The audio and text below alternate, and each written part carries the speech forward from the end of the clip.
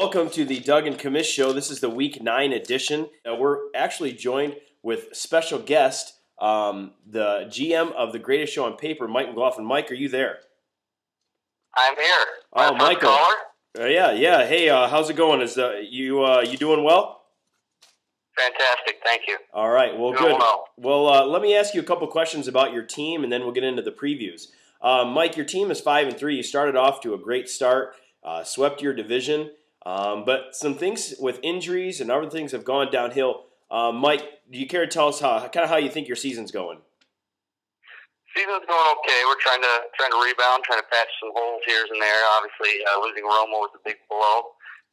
Just trying to make it work with quarterbacks that probably shouldn't be starting in the GFO, but we're going to do our best, and hopefully the other guys can step up and fill the void that Romo left when he got knocked out of the game. Yep. Now, so, with that, season's going well.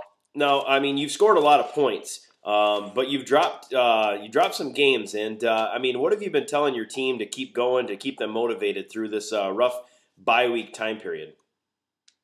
Oh, we're just telling them just to keep going, and the guys like the studs just really have to step up. Arian Foster, Reggie Wayne, Keem Nix, those guys are my best players, and they're just going to have to put up a little bit more points, and hopefully we can come away with a win. Now, with the news of Randy Moss being traded to or released and picked up by the Titans, what do you think that does for your team? That is the million-dollar question. I don't think anybody really knows yet how he will fit in Tennessee. Certainly, Tennessee does like to throw the deep ball. They don't throw the ball a lot. Yep. But when they do, they like to go for the home run. And him and Chris Johnson could be a pretty deadly combination, tough to stop. So we'll see how he fits. We'll see if he can crack my lineup. And Well, it'll definitely show up. Obviously, he's going to have the bye week, which will be nice for him to get a little bit of rest. But this week, you play a very tough 3-5 Toilet Town.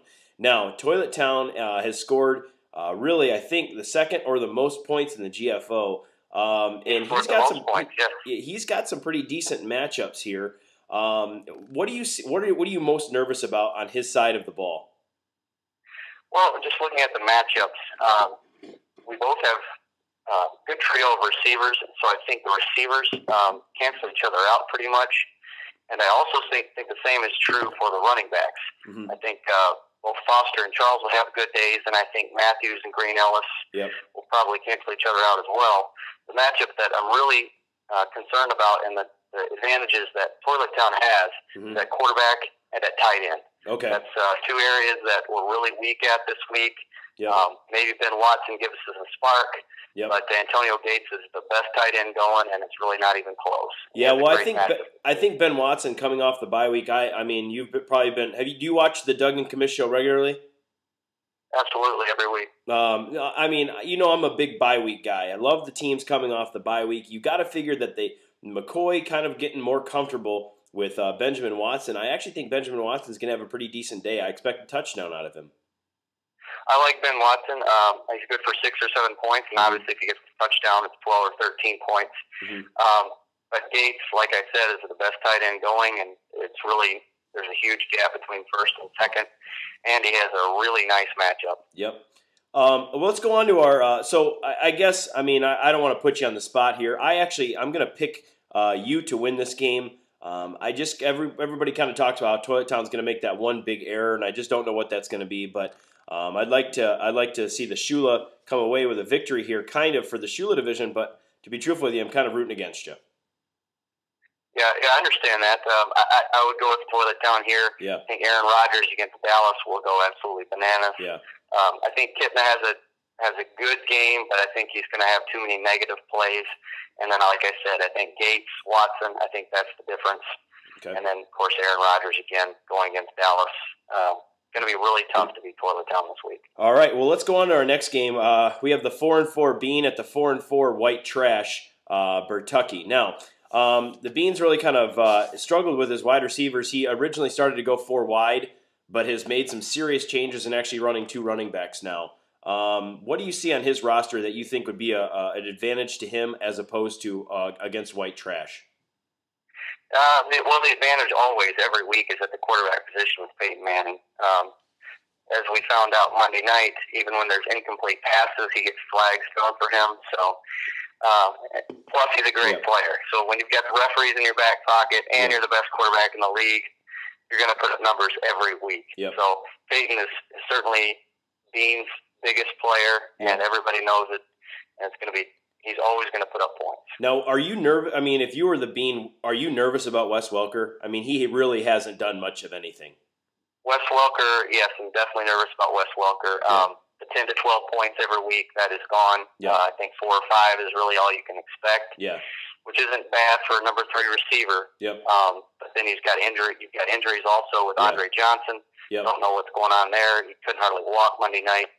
And then you have Santonio Holmes, I think he's forgotten how to run routes. He can't catch either. So that's the other issue. So on the white trash side of things, what thing do you like that the Bean should be nervous about on white trash's side? I think Michael Turner will have an absolutely monster day. Tampa Bay gives up yards by the truckload, and I think Michael Turner coming off the bye week will be fresh. It's a home game. Tampa's going to be coming in a little bit overconfident, I think, and I think Turner just goes wild. All right. Now, is there anything like, I mean, Sean Green obviously just really hasn't done much for the Jets. They started to get him the ball a little bit more coming off that bye week, the second way, getting part of the second part of the season. Do you see him picking up, or is this a wasted pick? I think right now you'd have to say it's a wasted pick, just because it was a second rounder, and I think he puts up some good numbers this week. I think he puts up 60 yards and a touchdown. Which would be good for him. Just because I think the Jets will be ahead in this game, and he might get 12, 15 carries. All right. So. Well, good. All right. Well, who do you have winning this game? I have the Bean. And I really can't tell you why. Just a gut feeling. I don't like White Trash's wide receiver matchups. He's got T.O. going against Pittsburgh. He's got Steve Smith going against a surprisingly very good New Orleans secondary. Tammy, don't know what to do there. We still don't know how good he's really going to be. I do like the Bean here. Peyton Manning leading him to victory. Mendenhall. With his 18 to 20 points. I'm going to go ahead and take White Trash because I'm nervous as crap to pick myself anymore. Let's go to the last game, Nappy-Headed Foe versus the Soldier. Again, Nappy-Head is one of those teams that's scoring a lot of points, but isn't really being able to get these wins. So what do you look at as far as Nappy-Head's team? I think actually he has a very good chance to win here. I do think he has a very good chance, and the reason he has a good chance is because Soldier is on a bye week and needs to start Jay Cutler. Jay Cutler just cannot be trusted right now. But quite frankly, there are no better options out there. And Phillip Rivers is set for a huge game at Houston. Houston's coming off a short week and a tough loss at Indianapolis with the worst secondary in the league. Phillip Rivers will have a big day. All right. So looking at Nappy-Head Foe, you like Phillip Rivers. Is there anything on Soldier side? I mean, you have to like LaDainian Tomlinson against Detroit.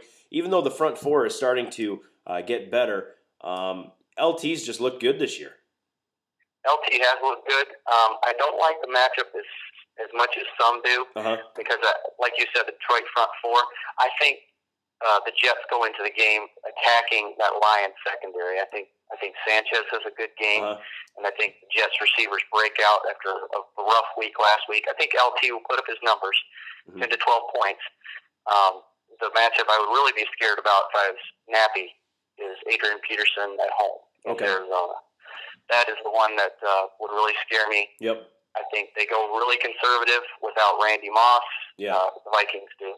Without Randy Moss and Percy Harvin possibly being out, I think Adrian Peterson just carries the load. Maybe looking at 180 yards and 2 touchdowns. Something like that. Oh man. Well, if you were here, I might shake hands on a bet on that one, but you're not, so we won't have to worry about that. So anyway, so who are you taking in this one? You taking Nappy? Actually, I'm going to take the Soldier. Really? Okay. I think Nappy has a chance to win this game. Rivers would need 30 plus points, and that's a lot of points to try to put up.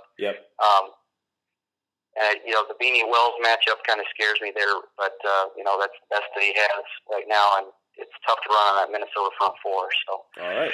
Well, I'm going to take Nappy in this one. But again, Mike, we appreciate you giving your time. for the Doug and Commish Show, and we always appreciate your input.